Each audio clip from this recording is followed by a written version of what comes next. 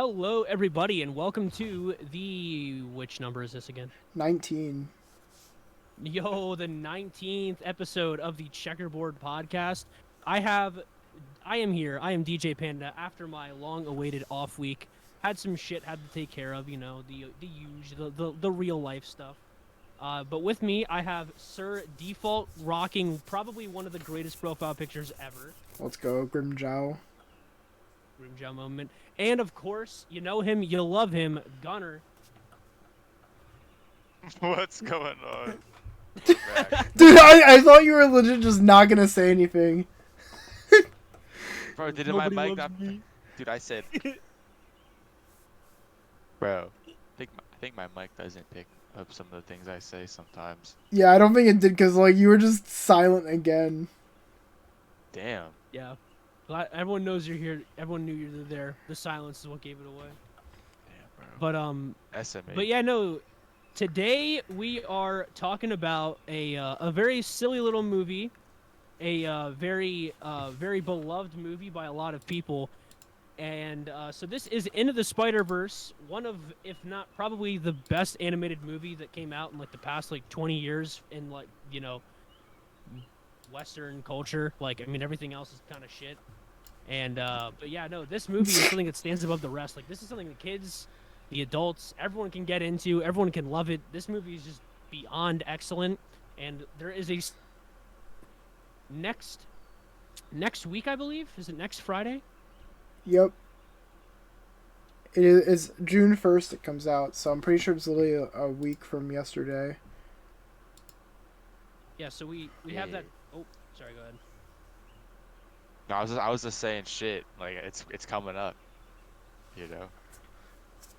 That's crazy. Dude, dude, I feel like it's been, like, I feel like it's been hyped up for so long, and I felt like it was never gonna come out.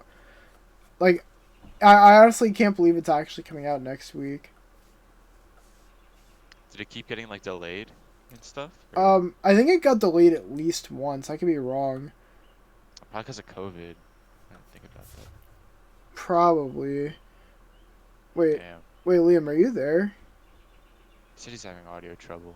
Uh-oh. Oops. Well, since he's having audio trouble, I guess I'll take over for a little bit here. So, this week, what the plan is for today's episode, we're going to be talking about Into the Spider-Verse. Now, me and Liam have both already watched it before, so we already knew, we knew what was going on, and we know what's going on for the next movie, but this is Gunnar's first time watching it. He just watched it last night, and you said you really enjoyed it, right? Dude, like, honestly, I think I like watch movies kind of like late to the punch. Like, this movie came out like in 2018. I didn't see it, and that, like, my first time watching it was literally yesterday in 2023, bro. So, like, I'm kind of late to the punch here, like, but, like, genuinely, like, this movie was so fucking good, bro. And I feel like everyone shares this opinion. Like, it's not a hot take or anything. Just everything. Like, probably the thing I liked most about it, bro, was the animation, dude. And, like, the way that, like, it mixed, like, things from, like, the comics, bro. Like, like the text bubbles and, like, the like transitions and stuff, and, like, basically, like, the whole art style, bro. And, like Yeah. I don't know. Yeah. Oh, sorry. I love it, and I No, think you're that the Puss in Boots movie does this a little bit too. But like the good. Yeah, for real. action scenes and like in intense scenes, like the animation's kind of jumpy, so it gives It it more skips of like frames, bro. I'm going panel to panel looking at still images, and like, well, I That is think a sick. lot of I love that. So like in something like this, in a movie like this, and in Puss in Boots, it's so tastefully done. It's so well executed, and I love it. And I think another big thing about this movie too is that like the character of Miles Morales didn't really have like in the comics, he was missing an identity. He wasn't doing too well. Like his character wasn't doing too well in sales. I read the Ultimate Spider-Man comics, but I kind of stopped reading like Marvel comics and DC comics like 3 years before Miles Morales came out, so I never got to read his original ones, but I know that like sales weren't going too well for him, and I know that this movie just like helped him be his own character more and like really differentiated him from Peter Parker, because when you have a character like that's why like Batman Beyond is such a weird character, because like it's so hard to exist as this different version of an already existing character. And Miles, I don't think takes the spotlight from Peter, but I also don't think Peter takes the spotlight from Miles. Like these two can exist and coexist in a game, like how in Spider-Man 2 is coming out, and in a movie like this where there are other characters and they can share the spotlight like this because they feel so different and diverse. And like this movie like really helped Miles Morales also kind of come into like his own personality and into like his own character, because I don't want to get too much into the movie like itself, but like I know that this movie was huge for this character, but like yeah, just also in terms of like in looks and animation, like this movie's flawless in terms of animation. No, seriously, dude. Dude, and Fuck. I think how do you say it? The one thing that really annoys me though about some people of this movie is that they'll say fucking Miles Morales is just not Spider-Man, bro. Like, dude, he is fucking Spider-Man. Like, Yeah. just dude, he's literally fucking Spider-Man, bro. Like, yeah, he's not Probably- Peter Parker, but he's Spider-Man. Like, I don't know how But some the movie people literally outlined a way for multiple spider people that exist, bro, and especially with the multiverse thing, bro. Like that was crazy how all of them like came together, bro. Like, and I think isn't the sequel gonna touch on that a little more? Like, it was gonna like, of course, it's like it's called Across the Spider-Verse, bro. So like, surely we get some more spider people in the different alternate dimensions. you get a shit You know? ton more in the next one. In fact, there's like so many that weren't in the first film. Like, it's insane. Like, even ones I didn't even know existed. Like that one I sent in chat earlier, the fucking like cowboy, which his name is apparently Web Slinger, which I'm like, dude, that's so fucking clean. Literally Fortnite, bro. What the fuck? Dude, dude, Holy that is shit. that is such a fucking cool name for like a cowboy version of like Spider-Man, dude. Like, and he's supposed to be in the movie. I've never seen that version of Spider-Man, but he looks cool. You got like a bunch of other ones. Like you got Spider-Punk. He's the one I think looks really cool. He's like the Spider-Man with like the spikes on his head, and he's got a guitar. And apparently, from what I heard, like in like the comics, he fucking kills Norman Osborn with a fucking guitar. I don't know how true that is, but like, if that's true, I'm like, damn, bro, that's pretty sick. And then you got, I'm pretty sure he's Liam's favorite, but fucking Spider-Man 2099. 2099 Unlimited and the Ben Reilly Spider-Man, which is the one with the blue hoodie, like the all red suit with like heavy black inking, and like yeah, like the blue hoodie and shit. Those are my three favorites. Wait, and what was the third one?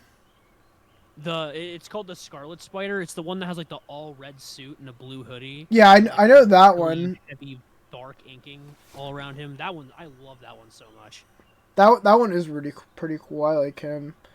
Do we want to get right into this movie now, though? Yeah, I'm cool with that. So, I don't know if I said it on like the podcast already, like today, but I did not get to rewatch it, unfortunately, because I could not find it anywhere, and I don't own it, so unfortunately I'm like the one person that did not get to rewatch it. But you guys, I've seen it like a lot of times, so I'll remember things when you guys bring them up, but you guys are probably gonna have to carry most of the details for this one. No, that's no problem, bro. I'll just I think like this is obviously gonna be spoilers, bro. Like spoilers from here on out. yeah. Yeah, I think that we've hit the point with this Okay. film. I think we've hit the point It's with this old film. enough. Like, if you're tuning into this, I mean, like, we'll definitely hit you up with that spoiler warning. But like, this movie has been out long enough, and if you're watching this, you're probably somebody else who's just like, oh, I want to, get back into this and kind of like remember the movie without having to watch the movie, because I mean, even the first movie's pretty long, and this movie's gonna be like what, fucking 2.5 hours. That's fucking sick. Is it And really? it's a part one. Yeah, it's gonna be a 2.5-hour part one movie, and like God that's something that makes damn. me very, very excited about this because I'm cool with movies being two-parters.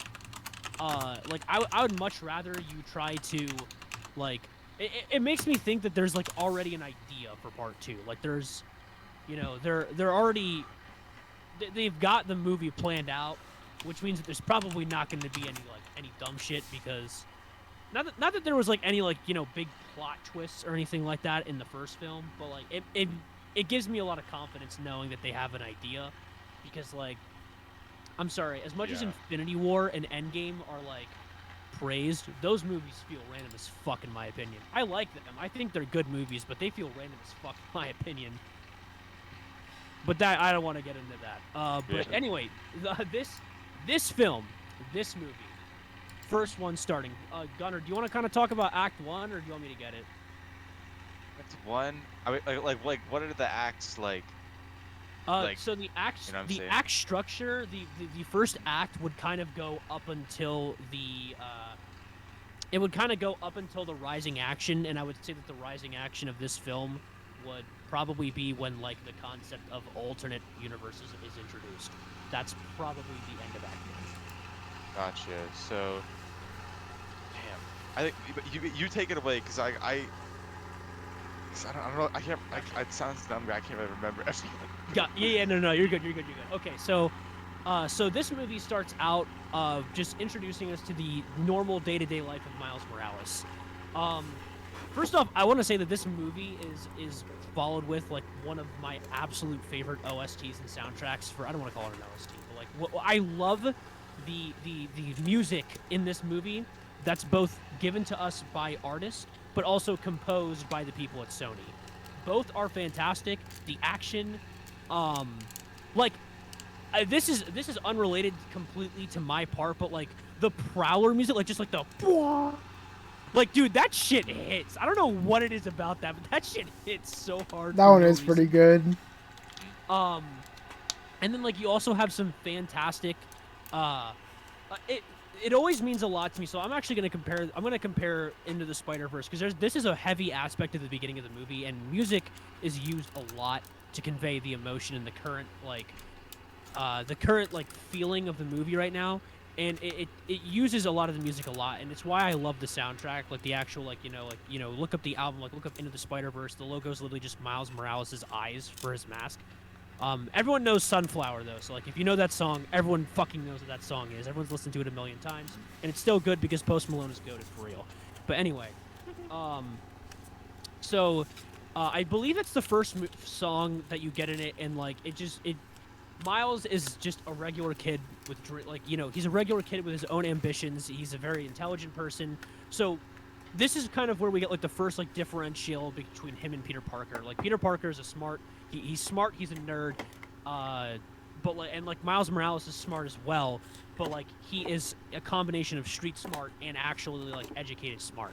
And I think that one of my favorite ways that we get introduced to that aspect of him is there's like a multiple choice question that he gets brought into like this new school, like a very high his mom's a nurse and his dad is a police officer, so they end up like working up to get him into like this really nice school where he's away from like all the people that he grew up knowing, like his actual community, the people that he grew up living with. And so he goes into this school, like this high esteemed school, because he's such an intelligent kid, and he like fails tests intentionally. Like he intentionally gets zeros on tests to like make it seem like he's an idiot, but like that gets used against him because the teachers are like, okay, well the thing about a multiple choice question is that even if Right. someone knew none of the answers, there'd be a 25% chance that they'd get at least one right, which means that you definitely knew all these answers. So, and then he's like, ah, shit. And so like it just like there's this very unique like he has a very unique personality, and like he's a very intriguing person, like right from the get-go. You're like, okay, like what, so you have this concept of like, okay, he enjoys life, like like the music that's playing at the beginning of it, you get a good vibe from him, you get a good feeling from him. Like obviously there's got to be more to it than just like just the way he's portrayed. Like you're thinking to yourself, there's got to be more to it than just like he just doesn't like school and stuff like that. And you get to that, like you get the relationship with him and his uncle at the beginning, Oh my and dude. you get Don't Oh, go get ahead. me started on his relationship with Uncle Aaron, bro. And then, but like, Dude. once we get to that, I'll fucking talk about it, bro. Because, jeez, dude, there's so Yeah, much I no. want to say.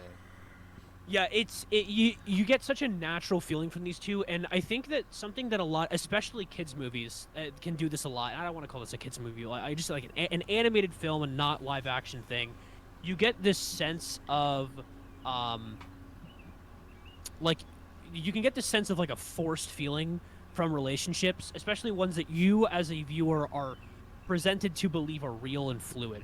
And this did not feel fake. Like it felt the No, yeah, for relationship sure. between him and his uncle feels so real. Like from the way that Miles just like hops on the fire escape and just walks into his house through the window, um, to the way that they greet each other, to the way that they just exist, that they communicate, that they both have like the common interests and feed off of each other. Like, dude, just the scene of them spray painting down in the sewers, and like the way that they're talking back and forth, like the support that Aaron's giving him, while also not like deterring him from like like he's like, your dad's not a bad dude. Like he's not.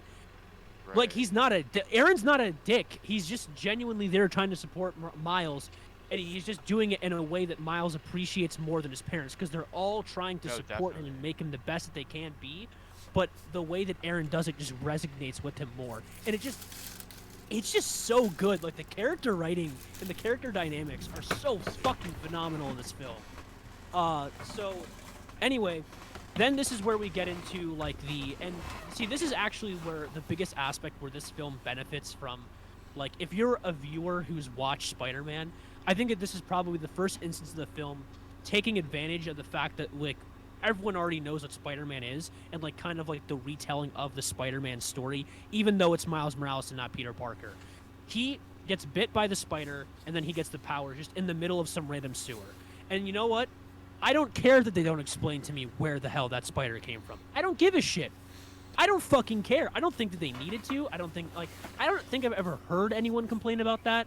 So I don't know if this is just a weird tangent that I'm going on, but like that was probably one of the best uses of like, I didn't need you to explain this, and it gave me a lot of faith in the writers as well, because they're focusing like in this beginning act, they've spent like 30 minutes developing the characters, developing Miles, and not explaining the powers that I already know work, especially when it can just be written off as, oh, it's probably just some spider from Oscorp that just slipped out of the cracks, because that's how every fucking Spider-Man became Spider-Man.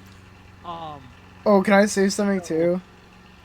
Oh, yeah, go for it. I like how in this scene, because I remember some of the scenes pretty vividly. I remember when he gets bit by the spider, he doesn't have like a freak out or anything. Like I feel like in Tobey Maguire, like doesn't he like kind of like go like ow ow or some shit? Like Miles just goes and he just fucking like flicks it off. If I'm right, like bro's just like spider flick.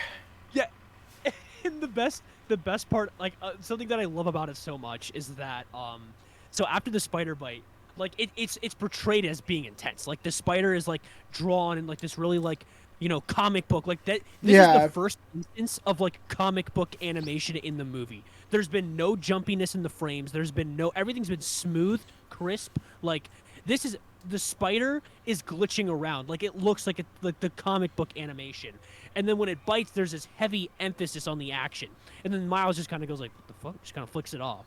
And one, it was hilarious. And two, like, it's just such a good and natural way to like the spider biting him was what introduced this concept of like the comic book jumpiness, like introducing Miles to this world that he's now being thrown into.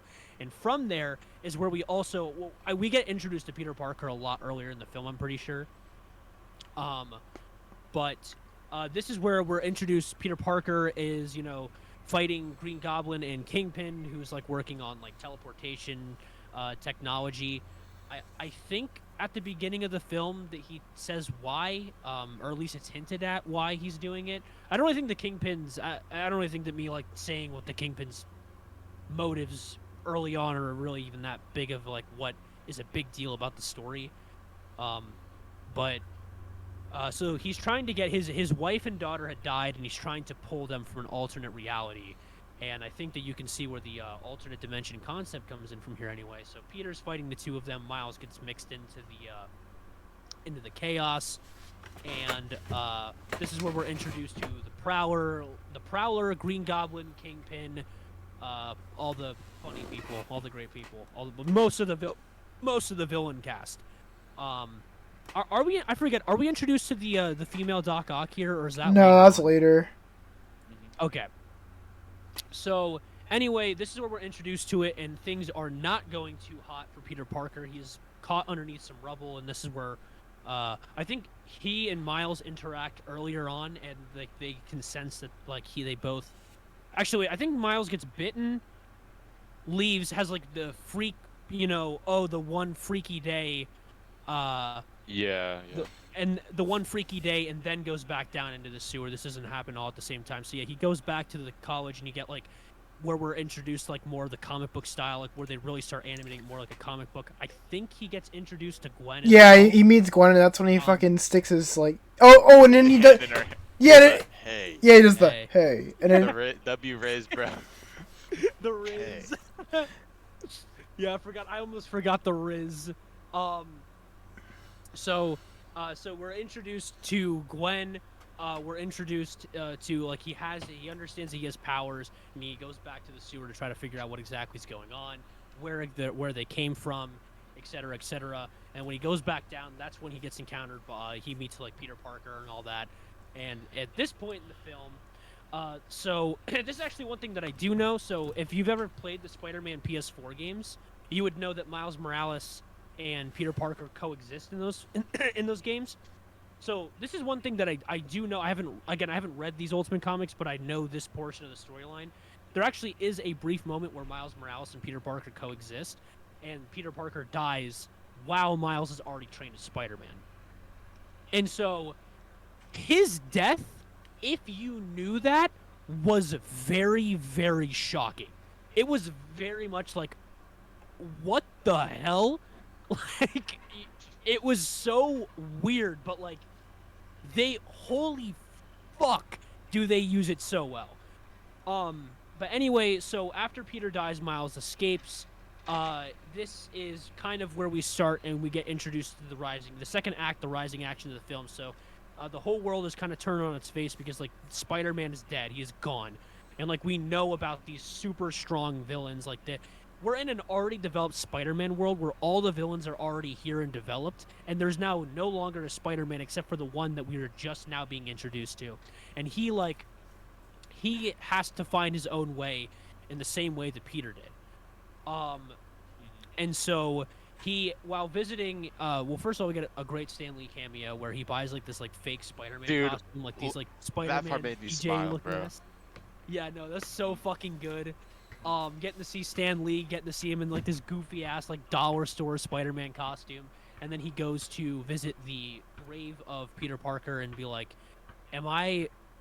Because like before Peter dies, he basically tells him like, like the whole with great power comes great responsibility. Like, whether or not you want this, what are you gonna do with it? Like, what? For This sure. is a gift. What are you going to do with it? And like obviously like this is I think that when we talked about like the live action stuff, like I kind of went into like I think that with great like people walk over the whole with great power comes great responsibility because it's been used so much. But like I think it's a really fucking good moral, and this movie executes it great, and the way that it executes it in Miles' understanding, especially since like at the beginning, so like I'm one act into this. We're only one act into this movie, and Miles already is struggling with that concept, not even just from a Spider-Man perspective, but like this makes sense for his character because he already has great power, but isn't being responsible with it in terms of his schoolwork. He's an intelligent kid, but he doesn't use it. Like he has these talents, we know he does, but he's not using them. And so like I don't know. I think that like right from the get-go, from the first act, like there's so many good things that are built up here, so many great dynamics, and then that is when we were introduced to the fat Peter Parker and the second act of this movie. Jeez. So after some deliberation, I guess. Well, he fucking knocks him out, bro. Right with the venom blast. Like, he doesn't even realize it. He fucking knocks him out. Or right? Is, am I remembering correctly? I don't remember how he gets knocked out, but I remember him just like going I think around. he startles him. He startles him. I Yeah, watched he the movie startles him yesterday, and bro. then I'm just so zaps him. I'm stupid. Yeah. But then the cops are like, "What the hell?" And then they start chasing him around the city, and he's like using Miles is using Peter B. Parker, like the from an alternate universe. His like fucking web shooters, I guess. I don't know the actual name. So they're like going around the fucking city with like he's carrying the alternate Peter, which is kind of funny. Anyway, they evade the police. Damn, and then he's like, I'm not gonna fucking train you. And then he's like, I made a promise. And then Miles is like, I made a promise to do this, so he's gonna keep the promise. And it's kind of like a soft spot, I guess you would say, because I feel like previously Miles looked up the Spider-Man, bro. You know what I'm saying? Like that's kind of obvious to some extent. So and then that he like finally was like he's like one of them, and then he made the promise, but then the Spider-Man from his universe like literally Goomba stomped in front of him. Uh, he was like, "Yeah, I got to do this. You have to do this. You kind of don't have any other choice." So yeah, so now Peter Parker from the other dimension, the fat Peter Parker that's marriage has gone awry, is helping Miles train and max his potential, I guess. Um, so and then they have to firstly make a new drive, like a USB stick, because he fucking destroyed it running like what did he do? I think he tried to like do slinging or whatever, and he jumped off of a fucking roof and then he smacked it on like the curb, I Yeah, think. something like that. Yeah, yeah. So the drive that the original Spider-Man, the original Peter Parker, is destroyed. So they have to sneak into I forget what the fucking the corporation's Oh, called, the but it's in Oscorp one, right? Or no, wait, no. or it's called something else. Wait, it's the organization that the 2099 is like originally from. I'm pretty sure, because I literally watched a video about it last night. Let me I check. can't remember, bro. I'll tell you what it is. It was. Fuck. Sorry, it might take a second here. But it's essentially the same company that 2099 works at. Alchemax. It's called Alchemax. Right. So they sneak out to their headquarters, or something like out of town, and they find out that Miles can turn it invisible, bro. But like he can't do it on command, so it's basically just like whenever he gets scared, I guess he turns fucking invisible. Which I mean, I guess is kind of um helpful, especially for what's about to happen. So they basically get in and they have to fucking steal a computer or go on the computer and like extract the data or some shit. So, but then as Miles is invisible, Peter Parker's just kind of standing around like, oh, the fuck, and then fucking Doc Ock walks in, bro, and then straps him to a fucking chair, and basically is like, yeah, since you're from an alternate dimension, you're gonna slowly decay and die a painful death, and I'm just gonna strap you to the chair and watch it happen. And they're like, okay, and then he fucking breaks free, and then they have this like big fight trying to get the computer. Anyway, so they're out in the woods basically like fucking running around trying to run away from Doc Ock or Olivia Octavius. Um and then like as like it was like they were about to get caught, and then fucking Gwen, bro, from school pulls up and is like Spider-Woman from an alternate dimension. So we have this like everything meets at like a single point here, which I was like, this is crazy because I had no idea that Gwen was fucking a Spider-Woman, bro. Like I like maybe from like the teaser trailer I could like hint at that, but like going into this I had no idea. You know what I mean? Which was kind of cool to see. So then they were like, okay, so now we're all linked up. We have to hit Aunt May's house, who who are at Aunt May's house. They go in this big secret basement, I guess, where all of the Spider-Man utilities are. Like we got all of his outfits, and Aunt May has been keeping other Spider people from different dimensions there. So I think we have Spider-Man Noir, who's like from the 1930s, and it's like black and white. Yeah, dude, It's it's the like Nicolas that Cage kind. one. That's No, him. literally, yeah. Um, then there's Penny Parker, who's like an anime, with like an anime character, like, almost randomly like Diva from Overwatch, bro. Dude, literally. What the fuck? And then Spider Ham, I believe his name Yeah, is, Spider or Ham. Peter Porker, I think. Anyway, By the way, so that was like a perfect voice casting, by the way. no, Fucking literally, the Daffy. I think he was Daffy in the Looney Tunes show or something. I forget who. He was somebody in that show, so that was just a fucking perfect casting right there. for sure. Anyway, so they meet them all there, and they're like, here's the plan, here's what we got to do. But then they're like, yo, Miles, you kind of like aren't out, you kind of like can't control your powers, bro, and you're kind of like lacking low key. So then now he's like, man, fuck you guys, pretty much. And they all like leave, and it's like, here's the plan, like you're just gonna stay back, bro, because like what you have is special, but you just need time to work on it, basically. And they don't have that time because they're decaying and they're gonna die if they stay in this dimension much longer. You know what I mean?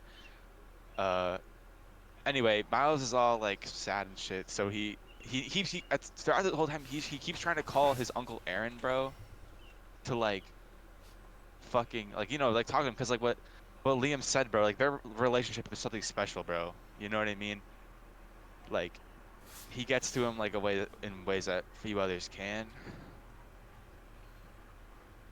Yeah. So he goes to his house, and then this whole time, fucking Prowler is hunting him down, dude. And I'm not even gonna lie, Prowler in this movie is scary as fuck.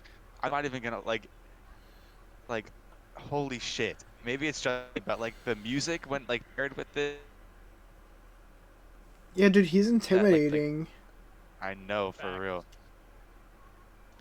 But like fucking inside the house, like Prowler breaks in and is like hunting him. And this whole time I'm like, holy shit, like he must have left an obvious trail, bro, because like how the fuck would the Prowler hunt him to his uncle's house, who's not even related to this whole situation? And then I got shocked. So he goes invis, bro, like on the fly, and Prowler takes off his mask, and Prowler is Uncle Aaron, bro. When that happened, my mouth hit the floor. I'm not even gonna lie. I was so fucking I was like, I had no idea what was gonna happen, dude. Also, because I love their relationship, bro, and I was like, what is gonna happen when they're face to face, like without the masks on, bro? You know what I mean? Like some shit was about to go down. Anyway, Miles comes back, and I think that like returns like all fucking freaked out, and I think they finished the USB, I think. Um, but then everybody follows him there, like all the ops. We have um Prowler, I think Scorpion, Kingpin also was there, right? Or no? Uh, He was there, but in the car outside, I think. I think But yeah, Tombstone is there too. He's like the gray dude. yeah. If I'm Oh, right. right. And then Olivia Octavius was there. Basically, the opposition was there. Like they all met there. And then in the midst of this fight, they are on the roof of the building. I can't forget this, bro. Fucking Aaron literally was about to like choke out Miles, but then he takes off his mask, and Aaron sees that it's Miles, and he's like, holy shit, I can't fucking kill my nephew, bro. You know what I mean? Or like, yeah, I think I said that right. Yeah, I can't kill my family, and the relationship, like it's like locked in, like tight. And fucking Kingpin from the car is like, what are you waiting for? Do it. Kill him or something. And then Aaron's like, I can't do it. And fucking Kingpin shoots him like literally shoots him in front of Miles, right? And then he fucking like falls to the ground, and then fucking Kingpin tries to shoot Miles, but they web slinger. They get away in the alley. Like he says some like really like inspiring things that I think that like help them get to like the end of the movie. Like this is crucial, bro. You know what I mean? Yeah, But something else happens later on that I think is a little more crucial between him and his dad. Um, but yeah, it's really fucked. But then as like as Aaron dies in the alleyway, his fucking dad, who's the cop, pulls up and thinks like the Spider-Man kid that he doesn't know was Miles killed Aaron. So fucking Miles goes invis, and the dad's like, "What the hell?" And then he sees Aaron and is like, "Holy shit!" Because that's his brother, I think, like yeah, just that's his fucking brother. dead. Yeah, and like and they kind of had like a this. They didn't really have a good relate. I mean, they had a. I mean, I guess they had a good relationship, but like they weren't in like touch often. Because I guess they led different lives, and you know how that like happened. Like people like get drift apart with time, you know. So, but it was sad though to see because like I don't think they ever could like really like rekindle like or like reach out and build a relationship back up. You get what I mean? Yeah. Um, then what happens next after that, bro? I'm trying to think. Um, I think after that it's literally just like them kind of re-meeting back up at like Miles' dorm room. I think, and then like I a little remember then this, part of the yeah, movie is yeah. Fuck. And then and this part, they were basically like, yeah, you still kind of aren't ready. We're gonna do this tonight, and Peter Parker's gonna stay back while everyone goes through the portal to go back to their home, their home dimension. And then, but this means that fucking Peter Parker will like die. So he's kind of sacrificing himself. Excuse me. But literally, like, you just have to stay here. Like, I'm gonna. He fucking wrapped into the chair with the spider webs, taped his mouth shut, and took the fucking USB and left. And then he's like, "Bro, I'm leaving my team behind," basically, and he feels bad. Then his dad comes to the fucking door, and he can't go, and he's like, "Miles, like, are you there?" Because this whole time he's gone like no contact, like radio silence from it to his parents. And his parents are like worried, obviously. So he's like, "Miles, like, if you're there, like, I know like we're having some problems basically," and he's like I love you basically, and like I like it's like I forget exactly what he said, but I knew it was like super important. And like at the beginning of the fucking movie when he gets dropped off at school the first day, he went in the cop car and he didn't say I love you back to his dad. Um, and then he fucking like the dad embarrasses him like over the radio, like the loudspeaker on the police car. It goes out through like the top of the car. It's like a speaker. He goes, "You have to say I love you back in front of like the whole fucking school, bro." And then he says, and then he kind of gets like picked on in school for it, like stupid high school shit. Yeah. But then this is probably the one time that he would like hunt, like he wanted to say I love you back, but he couldn't because his mouth was taped, which I kind of thought was interesting, bro. You know what I mean? And then I think this. Oh yeah, what he said, I remember now. He was like, what you have is special. Everyone has things special, but it's what you want to do with it. Like I can't decide for you what you want to do with it," which I was like, "Damn, that's real." W dad for that. And then I think that is finally what. And then what Aaron said. Aaron said like, "Just keep going, keep going, keep going." All these things combined, I think, really fucking did it for Miles. Like it made him like like fully hone in on his abilities, his powers, and then in the end it pretty much saved the fucking day, dude. Like what his family did for him, like, and helped his motivation and whatnot. Can You know what I I can mean? I cover one of the upcoming scenes because I'm pretty sure you're Oh about to yeah, get to it. yeah. If you But you can just like say it now, I think. The fucking leap scene. Is Oh that yeah, is it's that a what's leap of next? faith. It's a leap of faith, Yeah, yeah. Is that I the think. one? Is that the scene that's about to come up right now that you're talking I about? think I think so. You can go. You can just take the floor here, bro. Yeah, no, dude. This is probably the most important fucking scene in this movie, dude. And literally, bro goes, and I think he just gets out of the stuff, and he's like, dude, I've gotta go and help these guys. And like, after the whole speech from his dad, he goes over to Aunt May's house, and she kind of is like, yeah, I knew you were gonna show up. She's like, let's get you all like Oh yeah, suited up and W. shit. And so he goes and he gets like all the fucking, what do you call it? He gets like the web shooters and shit. And dude, I fucking love. I don't know. This might be a hot take, but dude, I like his regular outfit, but the fucking fit with like the hoodie and like everything else is like one of the cleanest fucking fits of all time for No, Spider-Man, literally. dude. I think is it the picture on the stream right now? Yeah, it's the one on the stream. That his iconic outfit, dude. It's such a fucking good thing, and he's got the fucking Nike. Shut up, Siri. He's got like the Nikes on, dude. Like, dude, it's such a clean fit. But anyway, he goes and he like eventually you see him go and he climbs up to the top of the freaking building, and oh, thank you for the sub, by the way. Yeah. He goes to the top of the building and he finally does the fucking leap of faith, dude. And he looks like he's kind of scared at first, like when he's going down. Like he's like, oh fuck, can I do this? And then eventually he gets his confidence right, and he goes and he swings and he fucking has the thing where he like goes up like the truck. Dude, it's such a good scene, bro. And it's animated amazingly. It's such a fucking good scene. And he gets the grasp on it. He's finally activated He's his feeling like himself, yeah, bro. yeah, he's feeling himself. That's the best way to say it. Like he's fucking feeling himself. And he's like, all right, so let's go fuck some shit up, dude. And he goes and he eventually meets up with them.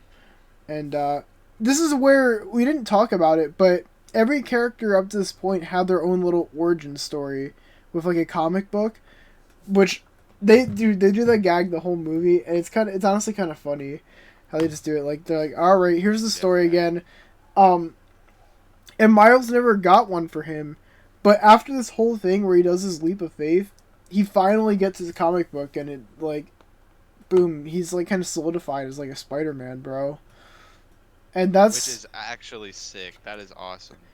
It's such a fucking amazing scene in this movie. It's genuinely one of the best things out of it, bro.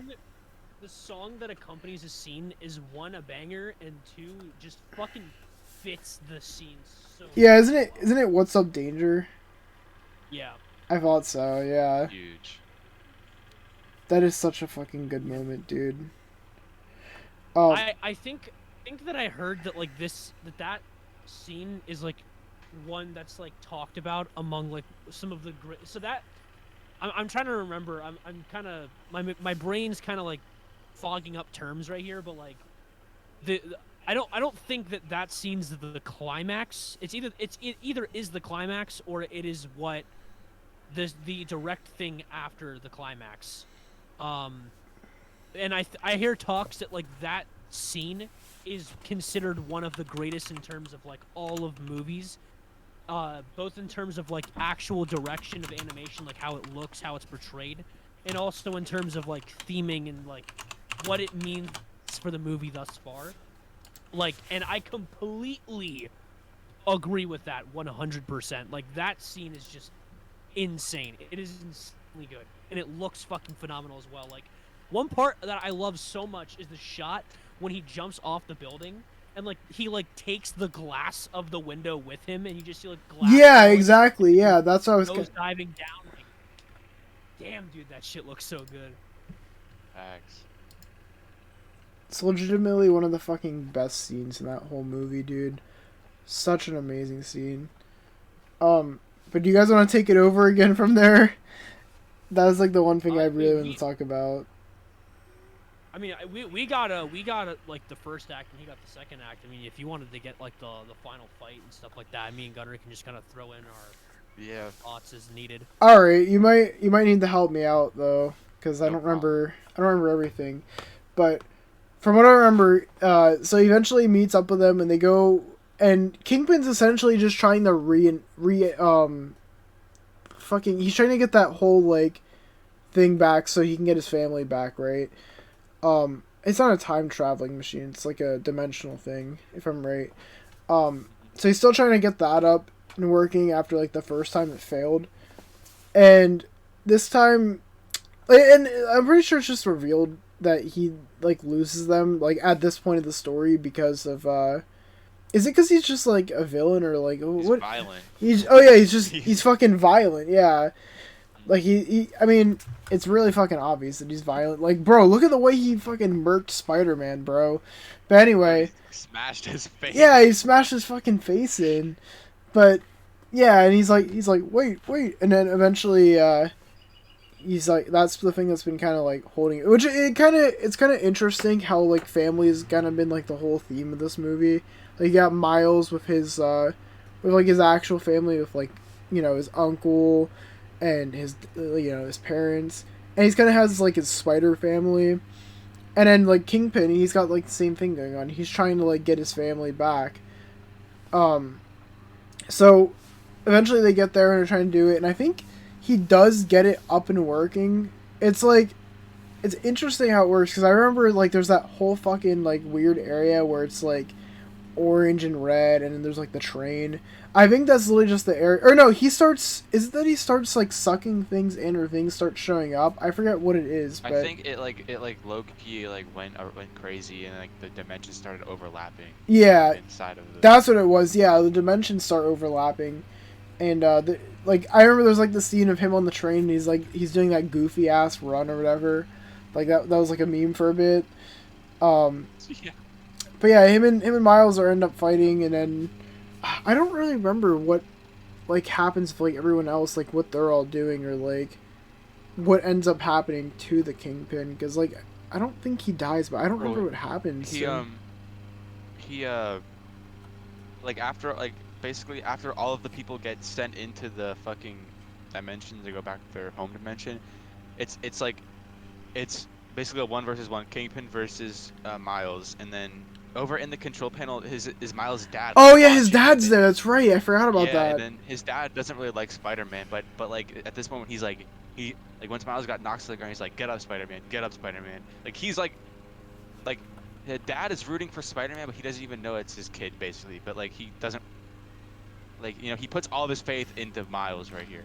Yeah. He's gonna fucking come through, and he fucking does it. He gets up and he does the hey thing. He does the hey to fucking Kingman, and he venom blasts him, and he fucking his flailing, tumbling body hits the self-destruct button, and the whole thing gets fucking destroyed. I forgot he does the hey thing to him. Oh man. I thought that was such a funny moment, bro. Hey. Bro's like us. I think that the funniest part about that is like Kingpin is just so fucking confused as to what the fuck's going on that he just lets it happen. Literally. Like bro got lost in the Riz for real. Bruh. Fucking baller scene though, dude. I don't know. I have nothing else to think like at the end of that movie other than just like, dude, this shit gangs. Oh, this is crazy. Yeah, and I think that another thing that is so telling about like how good this movie is that they really could have given like, because you could like take it from the aspect of like, oh, Kingpin's a good villain because his motive is strong, like who wouldn't want to see like their wife and kid and shit like that. Like I didn't even think he needed that shit.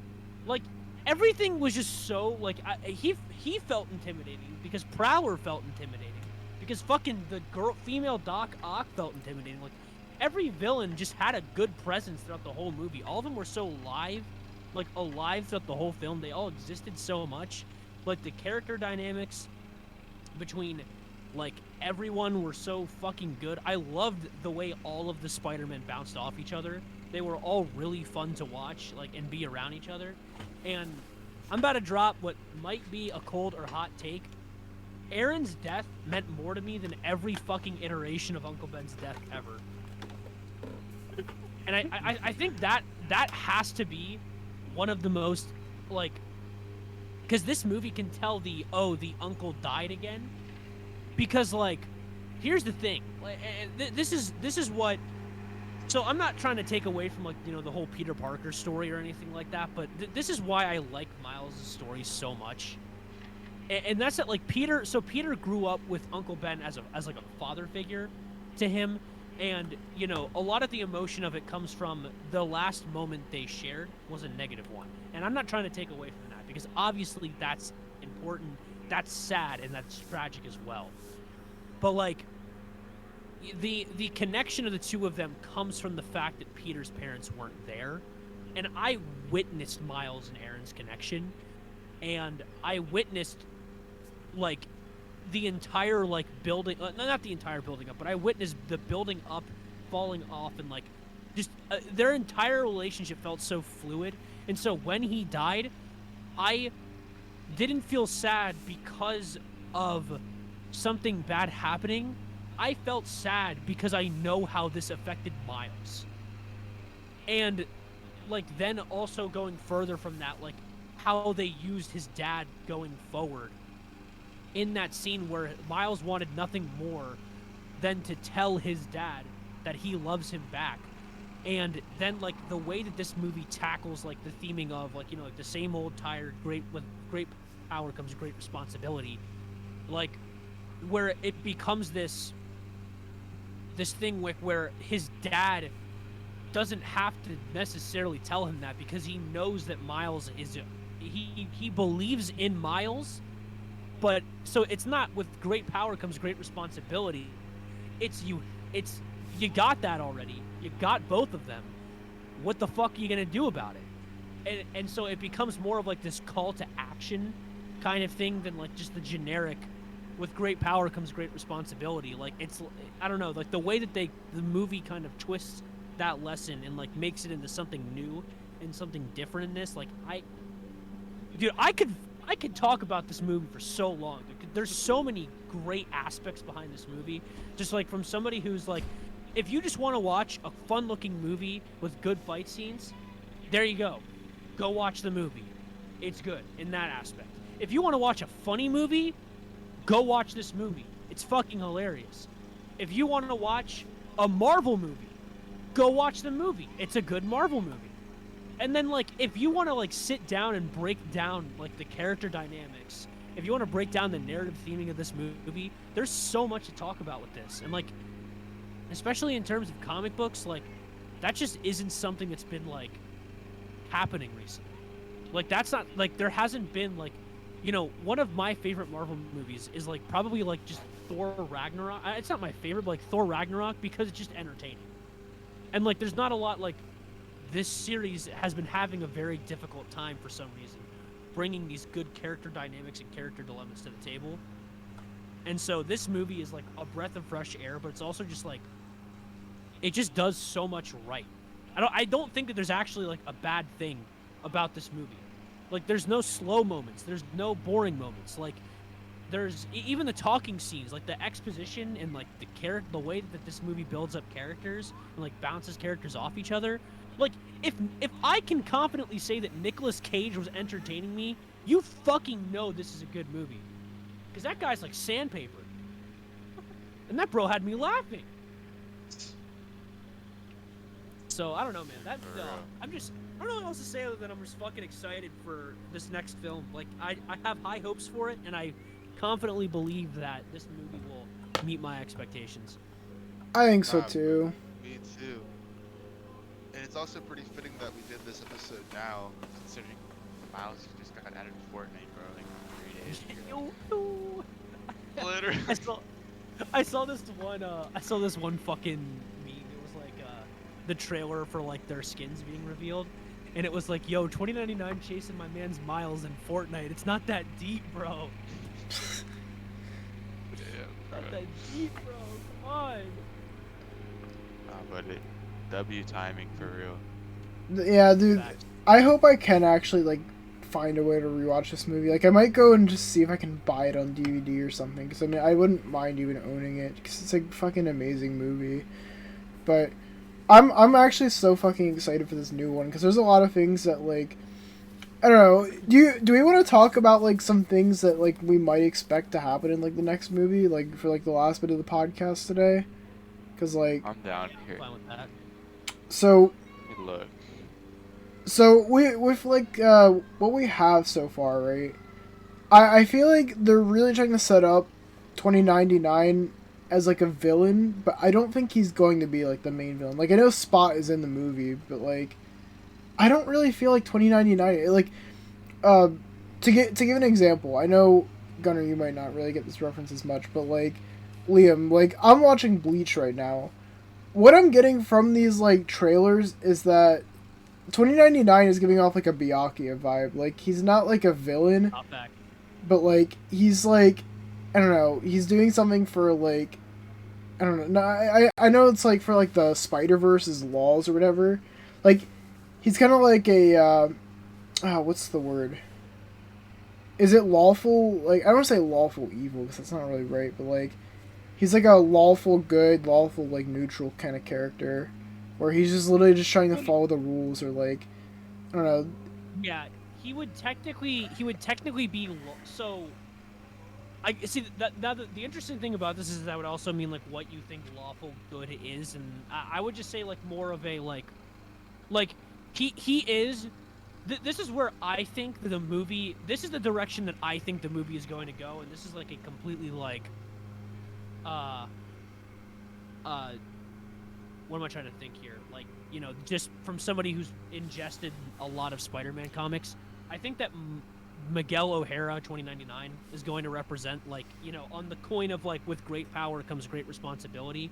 I think that Miguel O'Hara is going to be very far on the power side, and Spot's going to be on the great responsibility side, and then Spot's going to be on the great power side, and you're going to get like these two pendulums, like these two extreme cases on both sides that are opposition to Miles, while Miles is the one in the middle with the good balance. That's what I think that part of the like, you know, what a lot of the I guess I'll say theming. That's what I think a lot of the theming of the movie is going to be. At least that's just like an educated guess. I still don't really know what the whole plot of this like movie is going to exactly be, because like, I don't know, you've got the Spot, and then you've got like 2099 that kind of he's trying to kind of seem like a villain, and is it something like, I'm pretty sure I heard in like the trailers that like Miguel is trying to make him stop changing fate. Like I'm pretty sure in this movie like his dad is supposed to die or something like that. But like Miles is trying to stop it, if I'm right, and that's why Miguel is going after him. I could be wrong, but like that's like the impression that I feel like I heard from like a trailer or something. Tell me. This was on Wikipedia about look in Discord real quick. Okay. This was like like I guess the synopsis of the movie so far before it came out. So yeah, that makes sense.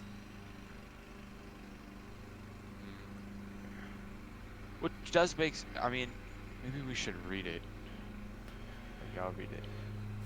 Over a year after the events of Spider-Man Into the Spider-Verse, Miles Morales is unexpectedly approached by his love interest Gwen Stacy to complete a mission to save every universe of Spider people from the Spot, which I'm guessing is like that villain you mentioned. I'm not that knowledgeable about this The kind of Spot's shit. literally just a bro with like circles all over his body, and those circles can become portals. Gotcha. Okay. Miles is up for the challenge where he and Gwen journey through the multiverse together and meet its protectors, a group of spider people known as the Spider Society led by Miguel O'Hara or Hera. However, Miles finds himself at odds with Miguel and the Spider Society on how to handle a threat. That makes sense of what you just said, Alex. Like, if they have a problem, and then he could go off to become the actual, like, the overarching villain, I guess. Because like because I don't really know what they're trying to do with Miguel here. Like it just kind of seems like it's really weird, because like in the trailers he really comes off as like a villain, but like I said, I feel like he's not really going to be exactly a villain. More so like I don't really know how to describe that fucking trope. Like I said to you, Liam, like I feel like he just kind of gives off like Byakuya vibes from Bleach. Like I don't know how to describe that kind of character. That would be an antagonist, but not a villain. Yeah, okay, so kind of like Katakuri too from One Piece. I don't know. Sorry, I'm working other things into it, but I'm trying to like trying to explain it in like the best way of like how he actually, is. I don't even think it would inherently be an antagonist, because this is okay. So this is actually, I forget what the terminology for this is, but when you have the main character. So Miles is obviously the main character, but he himself doesn't.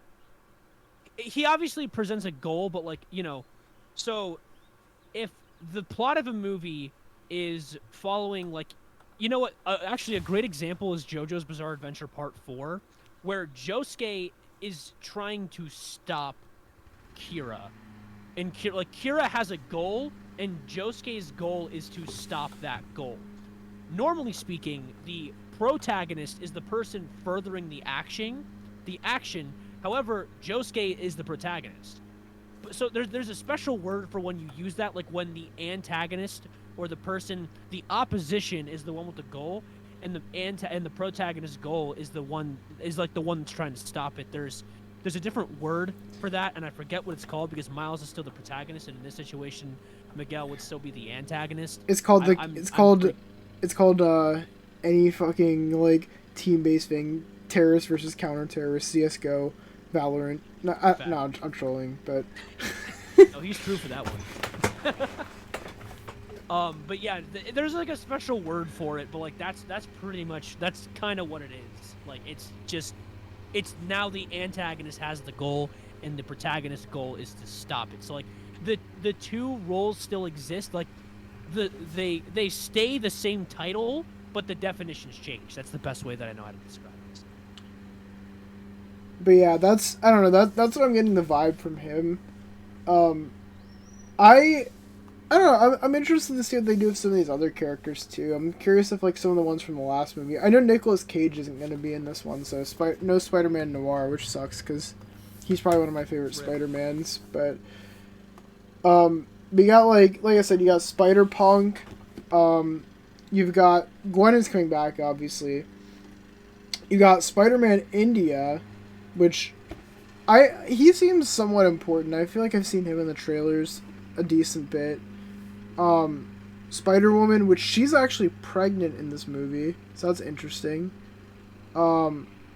Spider-Bite, I don't really know the role of that character. Like, I don't know how that one works, but I'm literally just like reading off like the Spider-Man from the back of this fucking Funko Pop I have here, because like usually I feel like they make pops of like more important characters, but yeah, I don't know. Like the main one that's kind of interesting to me is Spider-Man India, because I'm kind of curious. Like I've never heard of this character prior to like this movie, so I have no clue what's up with this one.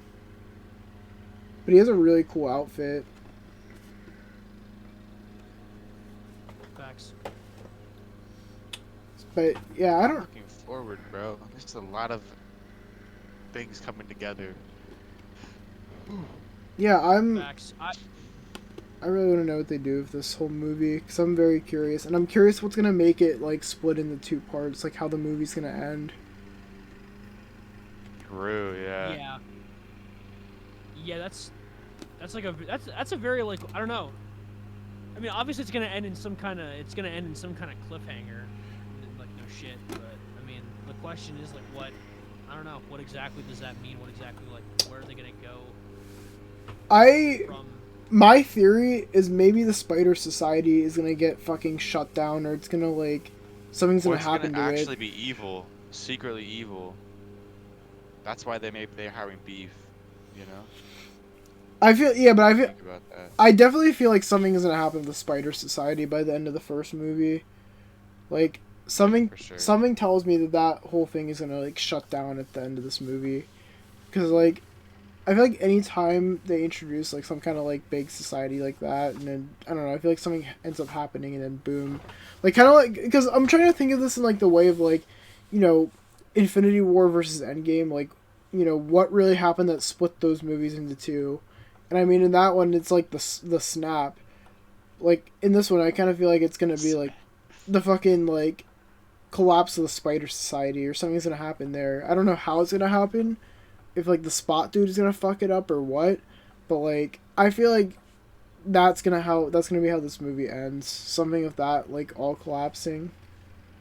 Or maybe, like, a character death. Like, maybe his dad dies. Maybe Miguel dies. One of the two, I feel like, might die, but...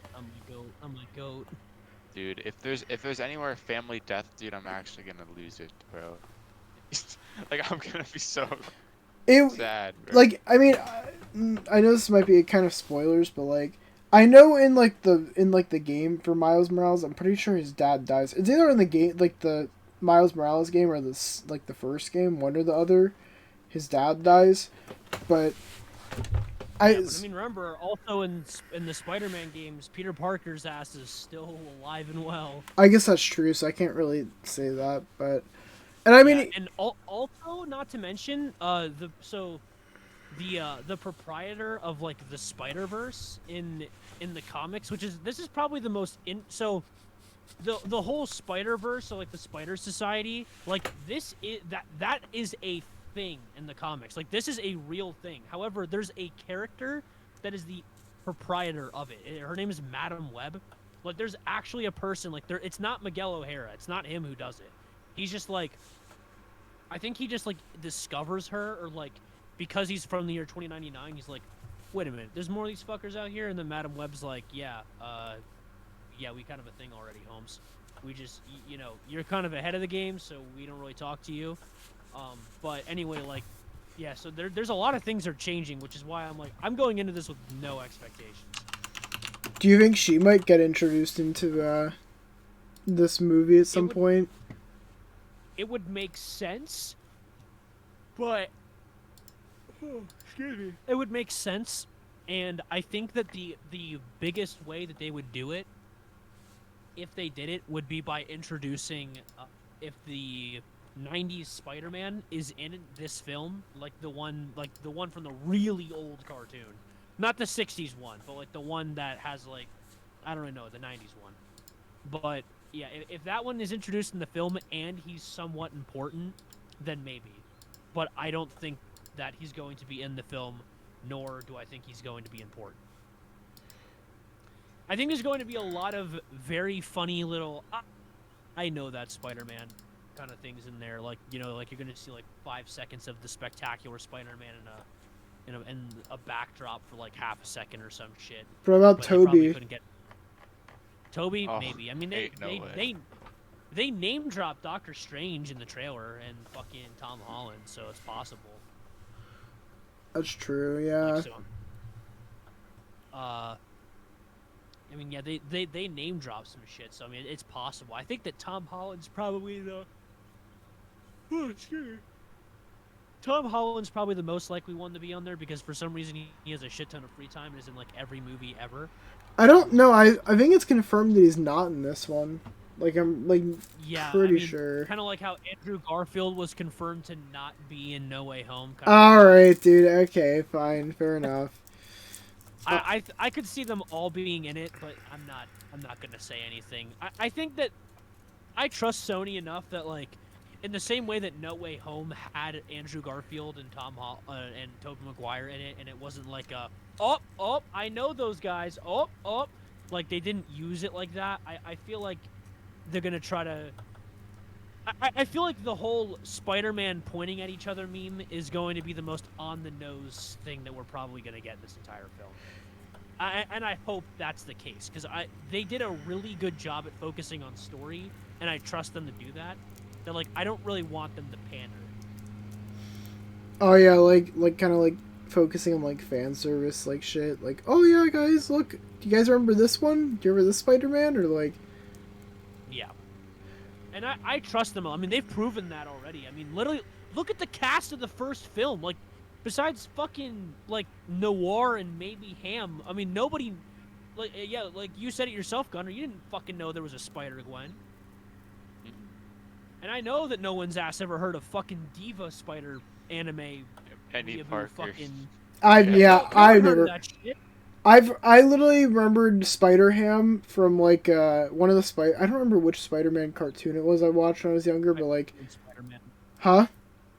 It was an Ultimate Spider-Man. Yeah, I was gonna say because he goes across like different dimensions in that one, or universes, and like I know he goes like he's at like a farmhouse for like that one, and that's where he meets him, and I think he meets Spider-Man Noir that way too, so I knew both of them from that, but like. I never have heard of, and I obviously knew like Spider-Man or Spider-Gwen as well, but I have never heard of the Diva one. That was a new one for me. Yeah, Yeah, same here. I knew of Gwen, and I knew of Noir, and I knew of like I mean, obviously, like I don't even.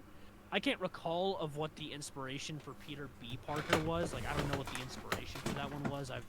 Actually, I do. Never mind. There's literally just like a fucking fat Spider-Man, and I'm trying to remember what his shtick is. I think he's literally just fat. But like I knew all of them, but I never heard of the Diva one. But yes, they picked a weird cast, and they focused really hard on not catering to the, catering to fans or some shit. And so the only thing I want them to do in terms of catering to fans is fucking give my boy Ben Reilly Scarlet Spider, give him some talking lines, give him some action, because his story is just his story is way too fucking good for them to not do anything with him. Like his universe, like Wait, he comes from a universe where what's up? Peter B. Parker, I looked it up. It says he's Spider-Man 616. Isn't 616 the comics? 616? Yeah, isn't that the comics? Well, yeah, but there's a lot of Spider-Man called Peter B. Parker. So Yeah, no, but it says, I literally looked it up, and it says, like, Universe Earth 616. Is that not, like, the regular, like, comics? yes, but I mean, if that's in reference to the movies, then it's probably not, because I mean, maybe it is. I don't know. I mean, it's probably like, it's probably into the Spider-Verse's continuity of 616 Spider-Man, because the actual 616 Spider-Man becomes like a fucking millionaire or some shit. I don't know. Like, there's a lot of different things that happen with 616. Oh, okay. What were you gonna say, though? What was I gonna say? Uh, Yeah, you're gonna... I'm sure it wasn't that. I think you were talking about, like, oh, fuck, what was it? You were talking about... Oh, like... Ben Reilly. Yeah, Ben Reilly, yeah. Oh, yeah, what his backstory is that, so his timeline, like his Earth, figures out, like, cloning, and someone gets DNA of Spider-Man and clones him. But, like, the clone is, like, very unstable, because I think his DNA was mixed with, like a villain, like Hydro Man. Like, and I think Hydro Man, like, in the comics has, like, schizophrenia or some shit. Like, he's, like, actually, like, insane. And not schizophrenia. He's Patrick Bateman. He has the same things as him. And so anyway, so you have like this insane Spider-Man who's like going on like these insane sprees, and the actual Peter Parker. So we have the real Peter Parker and the clone. The clone is fucking up New York City because he found out, or not. No. Okay, so the clone is born not knowing he's a clone. And so he goes out and encounters the real Spider-Man and thinks that he's a clone. And then the two of them, obviously both thinking they're not clones, like, are at odds because only one of them can live their own lives. The not clone one, Peter Parker, is like, you know what? It's not worth the two of us fighting over this. People's lives are going to get, like, you know, if two Spider-Man go at it and, like, fight in the middle of New York City, people are going to die. And so he's like, I will step down as Peter Parker. I will become Ben Reilly, Scarlet Spider, and we'll both protect the city. And so now he's a Scarlet Spider / Ben Reilly, and then there's the actual Peter Parker. And while fighting Carnage, the clone Spider-Man, Peter Parker, so I'm just going to call them by Peter Parker and Ben Reilly. So Peter Parker fights Carnage, and the Carnage symbiote merges with him. And I forget why, but the Carnage symbiote had memories of what happened. And so the clone learns that he's the clone. And after merging with Carnage, goes absolutely insane and just kills everyone. Like, he kills Mary Jane. Like, he kills everyone because he's like, I'm not even the real deal. Like, he just goes absolutely nuts because he also had, like, the mind of someone who's insane after just learning that his entire reality is basically messed up and fake. And so Ben Reilly, after throwing away his entire life and stepping down and giving away the real life that he had, loses everyone that he knows and loves because the person that he gave it to got unstable and killed everyone. It is such a fucked story, but it's like, it's really good, and there's like a lot of other shit that happens after that, but I'm not going to get into that because maybe they'll talk about it in the movie, which would be really cool. But I love that fucking rendition of Spider-Man, and I really hope they do something with it in this movie. Wait, why is it when I look him up he shows up as Chasm? Because there's like 3 different Scarlet Spiders. Oh, okay. So you'll have. Let me see. Yeah, there's like way too many different versions of. You'll probably get more. You'll probably get more results if you just look up Ben Riley. Yeah, I did look up Ben Riley. That's like literally the first thing that shows up.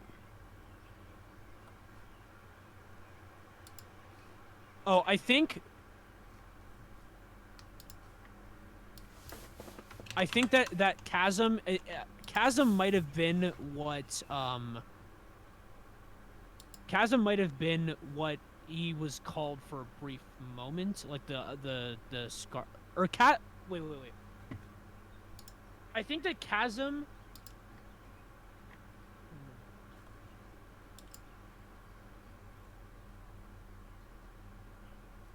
Maybe.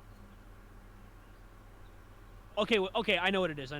This is so the one that you're reading about. This is the one from the Clone Conspiracy comics. I'm talking about the one from another comic line, and I'm gonna try to find. Yeah, that's Dead No More, the Clone Conspiracy. I think that there's just comics called The Scarlet Spider that's the timeline of it. Oh, okay. I'll try to find it. I'll try to find the thing that I'm thinking of. I think it's I think it's just Spider-Man the Clone Saga actually. But yeah, all I can tell you is his story is really fucking good, and I just hope he gets good speaking lines, and like gets a little bit of spotlight, because like he's a very very very good character. I wonder who voices him. Did it say? Does he even have? I don't even know if he has. Who is voicing Ben Riley? Andy Samberg. Andy Sandberg? Yeah. What the fuck? Hold up. Who's this guy? What the hell? I'm gonna fucking scream. This bro's a comedian. Why is he voicing Ben Riley? Wait, who's he voicing Hotel Transylvania? Jonathan? Dude, you're begging my thought. I don't know. Maybe, I don't know, man. I thought Nicolas Cage was gonna suck as Spider Noir, and he did good. So I'm not gonna try to go into this with a negative thought here. But I don't know, man. That just doesn't. From the story I told you, I don't really get Andy Sandberg vibes, I guess. I don't think a story about someone losing his life because he threw it away to a clone and his like wife and family get fucking murdered. I don't know. I don't get Andy Sandberg vibes from that. Well, you know who I think is gonna pop off though? Oscar Isaac as Miguel O'Hara, dude. Dude, I like Oscar Isaac. Bro's literally Moon Knight. What a goat. Dude, he's literally already popping off. Just in the trailer. Oh, dude, he sounds so, oh, dude. I just know I'm excited. And this is a movie I'm definitely going to see night one. I know, I think I'm gonna go see it night one too. I'm really excited for this shit. Maybe not the next podcast, because I guess it'd be coming out like the day of the next podcast. Yeah, next podcast is gonna be the Squirting Oranges one for those who were not aware. We got fucking Squirting Gertrude Oranges, and he's gonna pop on, and I think it'll be a pretty good episode. For the Big 20. Big 20, yeah. Huge, dude. Then maybe we, as long as we all see him, maybe 21 can be about Cross. I mean, yeah, that'll give us like a week or two, like afterwards. I think I might maybe take some notes when I'm watching it, just so I have like shit that I know I want to talk about. Cause like I was gonna do that with Into the Spider-Verse last night, but I legit could not fucking find a way to watch it, which sucks. But you know, yeah. it is what it is. you guys did a good job of like you guys did a good job of like triggering my memories of it. So Oh, you, I'll bro. appreciate it.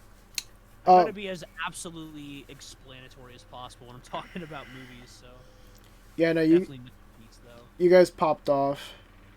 But anyway, guys, with that being said, I think we'll probably just end it here because I know Liam, you gotta go soon. So, with that being said, thank you guys for stopping by. Don't forget, next week we got Squirting Oranges. He's gonna be coming on. I think it'll be pretty fun. But yeah, until next time, I'll see you guys later. Peace. Peace. Peace.